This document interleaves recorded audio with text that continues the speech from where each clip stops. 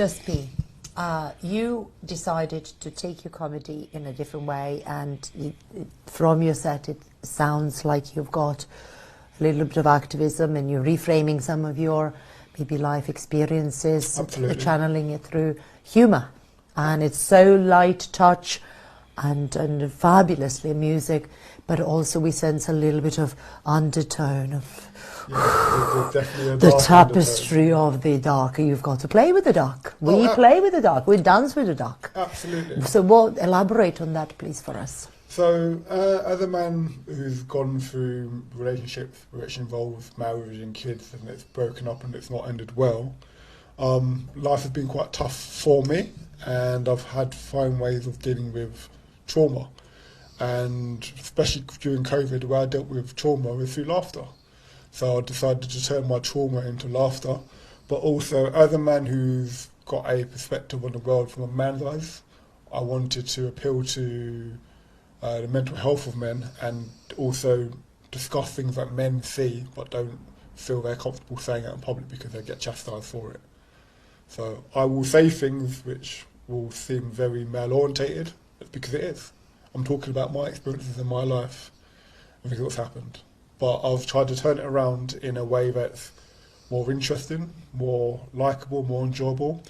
And I take a lot of my inspiration from the music industry.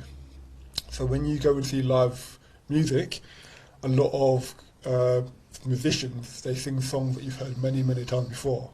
When they get to the chorus, what do? They put the mic out to the audience for the music, and that's what I'm doing with my comedy. Now, the joke is called A Black Man Did It, and I need you to remember that, all right? What's the joke called? Black man did it. One more time. Black man did it. Black man did it. Black man did it. I need you to remember that, all right? So Mary told Joseph the baby inside was a gift from God. That wasn't the truth, was it? The truth was, a black man did it. Excellent. Yes, hello. Now, finally the truth comes out. Yep, finally the truth comes out. In 2010, if you wrote into Google, a white man stole my car, Google would correct you and say, don't you mean a black man did it. You're right. How messed up is that? Now, I was in the pub the other day and I spoke to these three beautiful women. They come up to me. One had a black eye, one was 6 months pregnant, and one had like a broken leg. And we talked for a little while, and they said to me, guess what we've all got in common? Guess what they all had in common? Black man did it. Why would you say that? No. They were sisters. Oh! It actually works better when you've got a white person next to you. Loving it. And also from especially the black privilege, for example, you're almost using totally positive psychology. Martin Seligman, I think our lovely producer will know about this because she's been working on that for years, but it's a beautiful example of a comedy using that positive and putting it into action, positive psychology. Well done. Really enjoyed that. I think it's really important because as a black man who's travelled up and down the country, there's a lot of places I go where they're not used to seeing black people, and if they do see black comedians, all they hear from black comedians is the negatives and trying to make white people feel bad about what's happened in the past.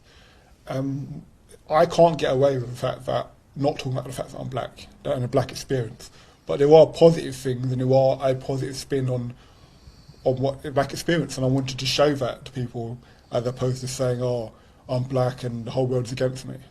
I'm black, and you know what? I have an advantage. As you can see, I'm a black man. And as a comedian, I travel up and down the country, and I go all different places. And often I'm the only black person there. And people treat me differently. But it's not always a bad thing, people. Sometimes it's a good thing. It's what I call my black privilege. And I explain how it works. So do you know when you go into like a shop like Matalan, okay? You pick up a T-shirt, you're like, I like this, I'm going on holiday soon. But then you look like there's no price on it, and you're like, well, there's no price on it. So you look around, you're like, does anyone actually work here? Do you get that problem when you go into shops? No one seems to work. Regularly, yeah. I don't have that problem. I start security guards who've been following me around for the last 20 minutes. Black privilege. Brilliant. Now, last summer, me and the missus went on holiday. Okay, we went to Portugal for the weekend.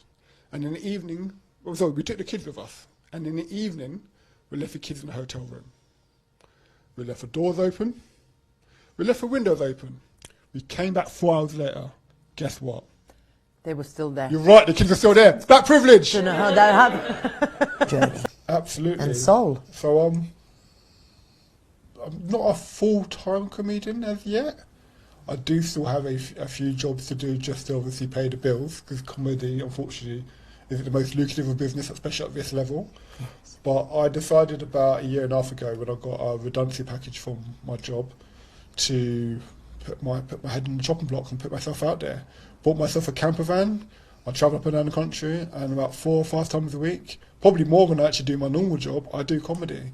And forget about the money, the ability to make people laugh, and forget about what's going on in life. Because if you turn the TV on nowadays, all you see is negativity, and this person's killing this person, or this state's killing this person, or possession and the money.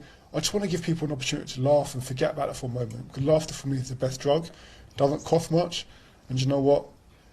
Afterwards, you don't feel crap. Yeah, but before I go, I'm going to do an impression of my dad, if that's okay?